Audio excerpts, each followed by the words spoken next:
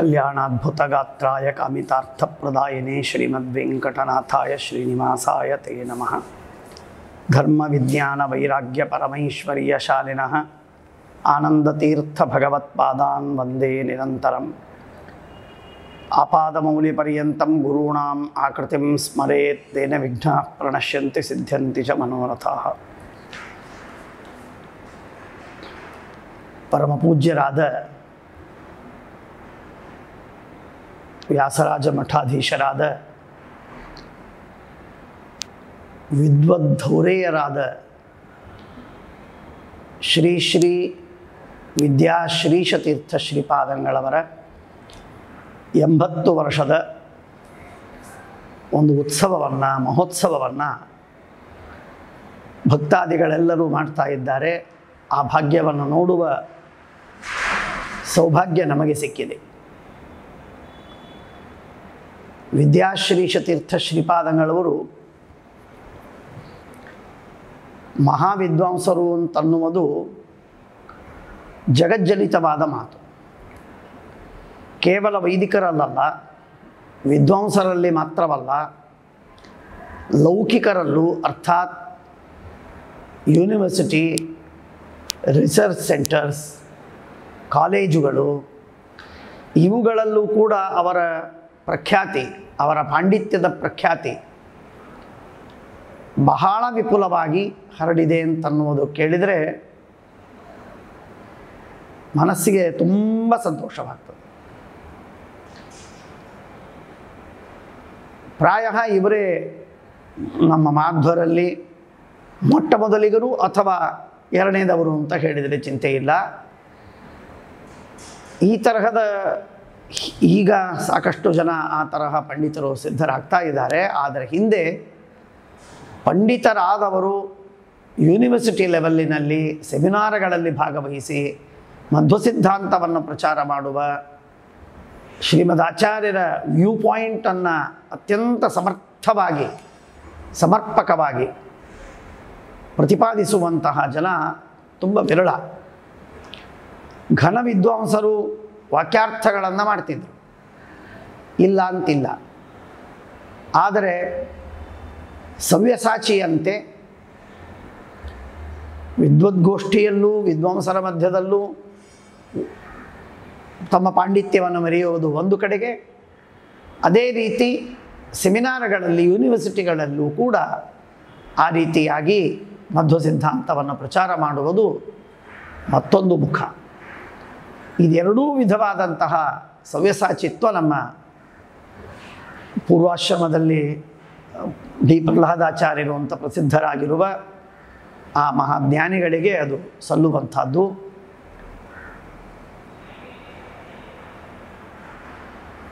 ನಮ್ಮ ಖೇಡ ವೇದವ್ಯಾಸಾಚಾರ್ಯರಿಂದ ಅವರ ವಾರ್ತೆಯನ್ನು ನಾನು ಕೇಳ್ತಾ ಇದ್ದೆ. ಆಗ ಅವರು ತುಂಬ ಪ್ರೈಮನಲ್ಲಿ ಇರುವಾಗ ನಮಗೂ ಅವರಿಗೂ ಬಹಳ ಏನೋ ಸಂಪರ್ಕ ಇಲ್ಲ, ನಾವು ಮುಂಬಯಿ, ಹಾಗಾಗಿ ಬಹಳ ನಿಕಟ ಸಂಬಂಧ ಇರಲಿಲ್ಲ. ಆದರೆ ಅವರು ಎಲ್ಲೆಲ್ಲಿ ವಾಕ್ಯಾರ್ಥಗಳಿಗೆ ಹೋದರು, ಯಾವ ರೀತಿಯಾಗಿ ವಾಕ್ಯಾರ್ಥವನ್ನು ಮಾಡಿದರು, ಯಾವ ರೀತಿಯಾಗಿ ತರ್ಕತಾಂಡವದಲ್ಲಿರುವಂತಹ ಸಿದ್ಧಾಂತಗಳನ್ನು ತೆಗೆದುಕೊಂಡು ಸಮರ್ಥನೆಯನ್ನು ಮಾಡಿದರು ಅನ್ನುವ ವಿಷಯವನ್ನು ಆಗಾಗ ನಾವು ಸುದ್ದಿಯನ್ನು ಕೇಳ್ತಾ ಇದ್ವಿ. ಅದರಿಂದ ತುಂಬ ಹರ್ಷವಾಗ್ತಿತ್ತು, ಭಾರೀ ಹರ್ಷವಾಗೋದು. ನಮ್ಮ ಸಿದ್ಧಾಂತದ ಪ್ರಚಾರ ಈ ರೀತಿಯಾಗಿ ಕಾಲೇಜುಗಳಲ್ಲೂ ಯೂನಿವರ್ಸಿಟಿಗಳಲ್ಲೂ ಬೇರೆ ಬೇರೆ ಜನರ ಮಧ್ಯದಲ್ಲೂ ಕೂಡ ಪ್ರಚಾರವಾಗ್ತಾ ಇದೆ ಅನ್ನುವಂಥದ್ದು.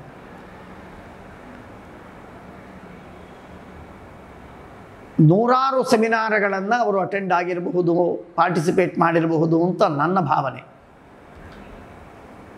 ನೂರಾರು ವಿದ್ವದ್ಗೋಷ್ಠಿಗಳಲ್ಲಿ ಅವರು ಭಾಗವಹಿಸಿದ್ರು, ಸಮರ್ಥವಾಗಿ ತಮ್ಮ ಮಧ್ವ ಸಿದ್ಧಾಂತವನ್ನು ಸಮರ್ಥನೆ ಮಾಡಿದರು ಅನ್ನುವಂಥದ್ದು ನಾವು ಕೇಳಿದ್ದೇವೆ. ಅನೇಕ ಗ್ರಂಥಗಳನ್ನು ಎಡಿಟ್ ಮಾಡಿದ್ದಾರೆ, ಅನೇಕ ಗ್ರಂಥಗಳನ್ನು ಬರೆದಿದ್ದಾರೆ, ಪ್ರಕಾಶನ ಮಾಡಿದ್ದಾರೆ. ಪೂರ್ಣಪ್ರಜ್ಞ ವಿದ್ಯಾಪೀಠವನ್ನು ಎಷ್ಟೋ ವರ್ಷಗಳ ಕಾಲ ಅತ್ಯಂತ ಉತ್ತಮ ರೀತಿಯಲ್ಲಿ ನಡೆಸಿದ್ದಾರೆ. ಅವರು ಪಡೆದ ದೊಡ್ಡ ಭಾಗ್ಯ ಅಂತಂದರೆ ಮಹಾಜ್ಞಾನಿಗಳು ತಪಸ್ವಿಗಳು ಆಗಿರುವಂತಹ ವಿದ್ಯಾಮಾನ್ಯರ ಅವರಲ್ಲಿ ಅಧ್ಯಯನವನ್ನು ಮಾಡಿದ್ದು, ಜೊತೆಗೆ ವಿಶೇಷವಾಗಿ ವಿದ್ವದ್ವರೆಣ್ಯರಾಗಿರುವ ಪ್ರಕಾಂಡ ವಿದ್ವಾಂಸರಾದ ತಪಸ್ವಿಗಳಾದ ಪೇಜಾವರ ಸ್ವಾಮಿಗಳವರಲ್ಲೂ ಕೂಡ ಅಧ್ಯಯನವನ್ನು ಮಾಡಿ ತಮ್ಮ ಅಧ್ಯಯನವನ್ನು ಪರಿಪೂರ್ತಿಗೊಳಿಸಿತು. ಇಂಥ ಮಹಾನುಭಾವರಲ್ಲಿ ಅಧ್ಯಯನವನ್ನು ಮಾಡಿದಂತಹ ಪೂರ್ವಾಶ್ರಮದಲ್ಲಿಯ ಡಿ ಪ್ರಹ್ಲಾದಾಚಾರ್ಯರು ಸೌಜನ್ಯದ ಸಾಕಾರ ಮೂರ್ತಿ. ತಾನು ಮಹಾವಿದ್ವಾಂಸ ಅಂತ ಒಂದು ದಿನವೂ ಕೂಡ ಯಾರಿಗೆ ತೋರಿಸಿಕೊಟ್ಟದ್ದಲ್ಲ, ಅಹಂಕಾರದ ಮಾತೇ ಇಲ್ಲ. ಅನೇಕ ಬಾರಿ ಅವರ ಸಂಪರ್ಕ ನಮಗಾಗಿದೆ. ತಿರುಪತಿ SMS ಸಭಾ, ಪೇಜಾವರ ಸ್ವಾಮಿಗಳವರು ಮಾಡುವಂತಹ ತತ್ವಜ್ಞಾನ ಸಮ್ಮೇಳನ, ಇಂತಹ ಅನೇಕ ಕಾರ್ಯಕ್ರಮಗಳಲ್ಲಿ ಭೇಟಿಯಾದಾಗಲೂ ಕೂಡ ಅತ್ಯಂತ ಸೌಜನ್ಯದಿಂದ ಬಹಳ ಸಮಾಧಾನದಿಂದ ಮಾತಾಡುವಂತಹ ವ್ಯಕ್ತಿತ್ವ. ಯಾರಿಗೆ ಪ್ರಾಯ ನಾನು ಕಂಡಂತೆ ಅವರು ನಿಷ್ಠುರವಾಗಿ ಮಾತಾಡಿದ್ದೇ ಇಲ್ಲ, ಅವರು ನಿಷ್ಠುರವಾಗಿ ಮಾತಾಡೋದಕ್ಕೆ ಬರೋದೂ ಇಲ್ಲ ಕಾಣುತ್ತೆ. ಅಷ್ಟು ಸೌಜನ್ಯ ಮೂರ್ತಿಗಳು. ಪಾಂಡಿತ್ಯ ಒಂದು ಕಡೆಗೆ, ಪಾಂಡಿತ್ಯದ ಜೊತೆಗೆ ಅದೇ ವಿಧವಾದಂತಹ ವಿನಯ, ಸಹನೆ, ತಾಳ್ಮೆ, ಪರೋಪಕಾರ ಬುದ್ಧಿ. VC ಆಗಿ ಇಷ್ಟು ದೊಡ್ಡ ಅಧಿಕಾರದಲ್ಲಿದ್ದರೂ ಕೂಡ ಅಲ್ಲಿ ಒಂದು ಬಾರಿ ನಾನು ಅಲ್ಲಿ ಭೇಟಿಯಾಗೋದಕ್ಕೆ ಹೋದಾಗ ಅಲ್ಲಿಯ ಜನರೆಲ್ಲ ಹೇಳೋರು, ಅವರು VC ಅಂತನ್ನೋದು ಕೇವಲ ಅಧಿಕಾರ ಹೆಸರಿಗೆ ಮಾತ್ರ ಹೊರತು ಅವರು ಎಂದೂ ಆ ರೀತಿಯಾಗಿ ಅಧಿಕಾರ ನಡೆಸಿಲ್ಲ, ಬಹಳ ಸೌಜನ್ಯದಿಂದ ವ್ಯವಹಾರ ಮಾಡ್ತಾರೆ ಅನ್ನುವುದಾಗಿ ತಿರುಪತಿಯಲ್ಲಿ ಅನೇಕ ಜನರು ನನ್ನ ಹತ್ರ ಹೇಳಿದ್ದನ್ನು ನಾನು ಕೇಳಿದ್ದೇನೆ. ಇಂಥ ಮಹನೀಯರು ಈ 80ರ ವಯಸ್ಸಿನಲ್ಲೂ ಕೂಡ 5 ಗಂಟೆಯಿಂದ ಮಧ್ಯಾಹ್ನ 11ರವರೆಗೆ ನಿರಂತರವಾಗಿ ಪಾಠ ಪ್ರವಚನವನ್ನು ಮಾಡ್ತಾರೆ. ಸುಧಾದಿ ಗ್ರಂಥಗಳನ್ನು ಅಂತಂದರೆ ಅಸಾಧಾರಣವಾಗಿರುವಂತಹ ಸಾಧನೆ, ತುಂಬ ಮಹತ್ವದ ಸಾಧನೆ. ಒಂದು ಮಾತು ಹೇಳೋದಕ್ಕೆ ನಾನು ಮರ್ತೆ, ವಿಷ್ಣೋ ಸರ್ವೋತ್ತಮತ್ವಂಚ ಸರ್ವದಾ ಪ್ರತಿಪಾದಯ ಅಂತನ್ನುವಂತಹ ಕಾರ್ಯ ಅವರು ಪೂರ್ವಾಶ್ರಮದಲ್ಲೂ ಕೂಡ ಸಮರ್ಥವಾಗಿ ಅದ್ಭುತವಾದ ರೀತಿಯಲ್ಲಿ ನಡೆಸೇ ಇದ್ದರು. ವಿಷ್ಣುವಿನ ಸರ್ವೋತ್ತಮತ್ವವನ್ನು ಬೇರೆ ಬೇರೆ ಜನ, ಅದು ನಾಸ್ತಿಕರಿರಬಹುದು, ಆಸ್ತಿಕರಿರಬಹುದು, ಬೇರೆ ಬೇರೆ ತರಹದ ವಿದ್ವಾಂಸರು ಹಾಗೂ ಪ್ರೊಫೆಸರ್ಸು, ಅವರೆಲ್ಲರ ಮಧ್ಯದಲ್ಲಿ ಕಾರ್ಯವನ್ನು ಮಾಡ್ತಾ ಇದ್ದರು. ಪರಮಾತ್ಮನ ಸರ್ವೋತ್ತಮತ್ವರ ಸ್ಥಾಪನೆ ಅರ್ಥಾತ್ ಶ್ರೀಮದಾಚಾರ್ಯರ, ಟೀಕಾಕೃತ್ಪಾದರ, ವ್ಯಾಸರಾಜರ ಸಿದ್ಧಾಂತಗಳನ್ನು ಪ್ರಚಾರ ಮಾಡಿ ಪ್ರಸಾರ ಮಾಡಿ ಸಮರ್ಥನೆ ಮಾಡುವಂತಹ ಕಾರ್ಯವನ್ನು ಮೊದಲೇ ಮಾಡ್ತಾ ಇದ್ದರು. ಪ್ರಾಯ ಅದನ್ನು ಕಂಡೇ ಭಗವಂತ ವ್ಯಾಸರಾಜರು ವಿಶಿಷ್ಟವಾಗಿರುವಂತಹ ಒಂದು ಸೌಭಾಗ್ಯವನ್ನು ಕೊಟ್ಟು ಇನ್ನೂ ಹೆಚ್ಚಿನ ಮಟ್ಟದಲ್ಲಿ ಮಾಡುವಂತೆ ಅವರಿಗೆ ಅನುಗ್ರಹವನ್ನು ಮಾಡಿದ್ದಾನೆ. ಆ ಕಾರ್ಯವನ್ನು ಅತ್ಯಂತ ಸಮರ್ಥವಾಗಿ, ಅತ್ಯಂತ ಜಗತ್ತಿಗೆ ಉಪಯೋಗವಾಗುವಂತೆ ವ್ಯಾಸತೀರ್ಥ ವಿದ್ಯಾಪೀಠವನ್ನು ಸ್ಥಾಪನೆ ಮಾಡಿ ವಿಶಿಷ್ಟವಾದ ರೀತಿಯಲ್ಲಿ ಪಾಠ ಪ್ರವಚನವನ್ನು ಮಾಡ್ತಾ ಇದ್ದದ್ದು. ಅನೇಕ ಪಂಡಿತರಿಂದ ಕೇಳಿದ ಮಾತು, ನಾನು ಪ್ರತ್ಯಕ್ಷವಾಗಿ ನೋಡಿಲ್ಲ, ಫಲವನ್ನು ನಾವು ಕಾಣ್ತಾ ಇದ್ದೇನೆ, ಅಲ್ಲಲ್ಲಿ ಯೂಟ್ಯೂಬಿನಲ್ಲಿ ನಾನು ನೋಡ್ತಾ ಇರ್ತೇನೆ. ಆದರೆ ಅವರು ಮಾಡುವ ಪಾಠ ಪ್ರವಚನ ನಿರಂತರವಾಗಿರುವಂಥದ್ದು, ಜ್ಞಾನದ ದೀಕ್ಷೆ ಅಸಾಧಾರಣವಾಗಿರುವಂಥದ್ದು. ಅಂಥ ಉತ್ತಮವಾದ ರೀತಿಯಲ್ಲಿ ಪಾಠವನ್ನು ಹೇಳಿ ವಿದ್ಯಾರ್ಥಿಗಳನ್ನು ಸಿದ್ಧಪಡಿಸಿ ಉತ್ತಮ ವಿದ್ವಾಂಸರನ್ನಾಗಿ ಮಾಡಿ ಸುಧಾದಿ ಗ್ರಂಥಗಳ ಇನ್ನು ಪರೀಕ್ಷೆಯನ್ನು ಕೊಡಿಸಿ ಮಂಗಲವನ್ನು ಮಾಡಿಸುವಂತಹ ಒಂದು ಮಹತ್ತರವಾದ ಕಾರ್ಯವನ್ನು ಆ ಗುರುಗಳು ಮಾಡ್ತಾ ಇದ್ದಾರೆ. ನಮ್ಮ ಮಾಧ್ವ ಸಮಾಜಕ್ಕೆ ತುಂಬ ಹೆಮ್ಮೆಯ ಒಂದು ಕಾರ್ಯ. ಅಂತಹ ದೊಡ್ಡ ಗುರುಗಳು ವ್ಯಾಸರಾಜರ ಈ ದಿವ್ಯ ಭವ್ಯವಾದಂತಹ ಪರಂಪರೆಯಲ್ಲಿ ಬಂದು ಇಂಥ ಅದ್ಭುತವಾದ ಕಾರ್ಯವನ್ನು ಮಾಡ್ತಾ ಇದ್ದದ್ದು ತುಂಬ ಶ್ಲಾಘನೀಯವಾದದ್ದು.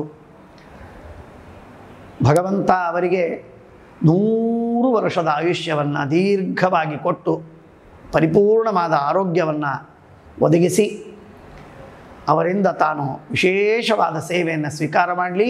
ಅದು ವಿದ್ಯಾರ್ಥಿಗಳಿಗೆ, ಪಂಡಿತರಿಗೆ, ಸಮಾಜಕ್ಕೆ, ಎಲ್ಲ ಜಗತ್ತಿನ ಜನರಿಗೂ ಕೂಡ ಮಂಗಲವನ್ನು ಉಂಟು ಮಾಡ್ತದೆ.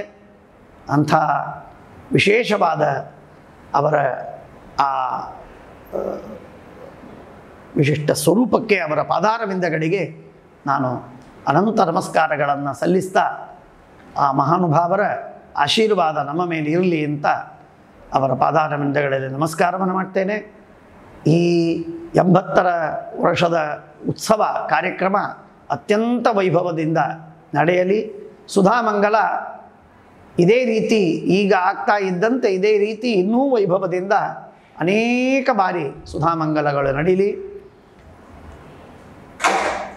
ಟೀಕಾಕೃತ್ಪಾದರ, ವ್ಯಾಸರಾಜರ, ಶ್ರೀಮದಾಚಾರ್ಯರ ವಿಶಿಷ್ಟವಾದ ಅನುಗ್ರಹ ಅವರ ಮೇಲಾಗಲಿ. ಅವರ ಮುಖಾಂತರ ಸಮಸ್ತ ಸಮಾಜಕ್ಕೂ ಕೂಡ ಆ ಅನುಗ್ರಹ ದೊರೆಯಲಿ ಅಂತ ಪ್ರಾರ್ಥನೆ ಮಾಡ್ತಾ ಪುನಃ ಅವರಿಗೆ ನಮಸ್ಕಾರಗಳನ್ನು ಸಲ್ಲಿಸಿ ನನ್ನ 4 ಮಾತುಗಳನ್ನು ಮುಕ್ತಾಯ ಮಾಡ್ತೇನೆ.